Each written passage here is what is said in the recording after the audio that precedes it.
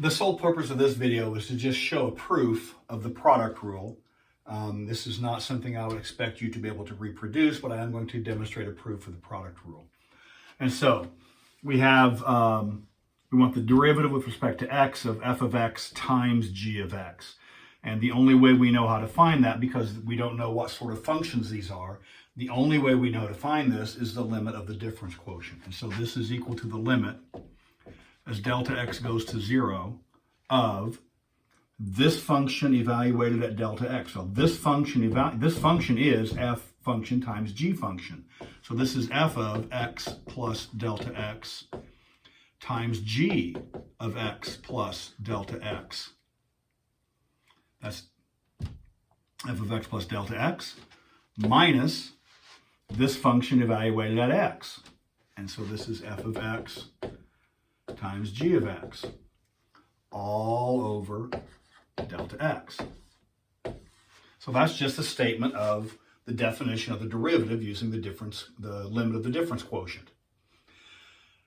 The key to understanding, or the key to the development of this proof, is something that as a student I never would have thought to do this as a student. I know how to do this because this is what Sam Lessig showed me way back in 1900 when he showed me the proof of the product rule in my Calculus 1 class as a student.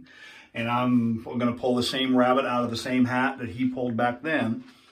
It turns out you need to add and subtract a quantity inside this fraction. And what you need to do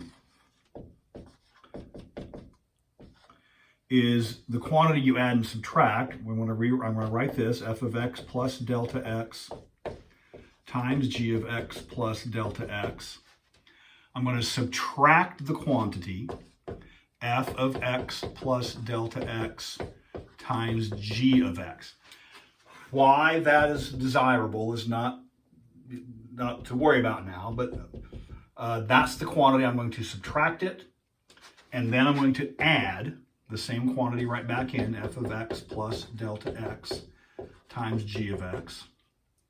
So this quantity, right, this quantity got added and subtracted right in here. And so this is the first piece. This quantity got added, subtracted and added. And then this is the last piece of this expression. So it's still coming along for the ride, f of x, g of x. All great big honking over delta x. All right. Again, I don't expect you to be able to reproduce this, but this is the proof. Now, the next piece is I'm going to split the numerator. I want to split into this fraction over delta x and this fraction over delta x. And in this first fraction over delta x, it has f of x plus delta x in common. I'm going to factor that out. And so if you do that, you get the limit as delta x goes to 0 of, I'm going to factor out x plus delta x of this first fraction.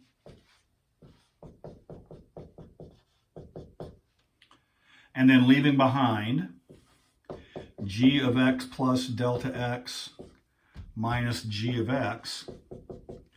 That's all over delta x. Plus, out of this, I'm going to factor out g of x. G of x is common to these two terms. Split the fraction. So this fraction gets this delta x. This fraction gets this delta x denominator. So they both get this delta x in denominator, but I'm going to factor out g of x here.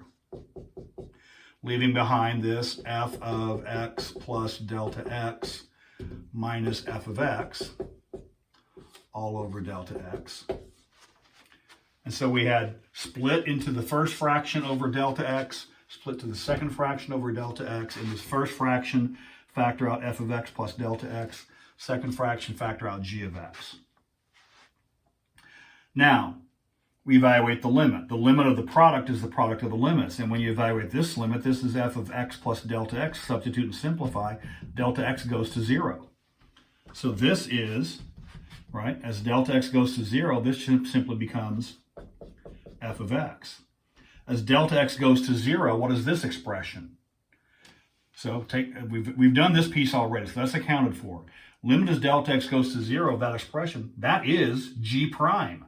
That is the derivative of g. So this is g prime of x. The limit of this expression is g prime of x. Plus, the limit, delta x is going to 0. As delta x goes to 0, g of x is just a constant. So delta x is the variable limit. As delta x goes to 0, g of x is a constant. The limit of a constant is the constant. And then we're left with the limit of this expression. But the limit of the difference, that is, the limit as delta x goes to 0, that is f prime.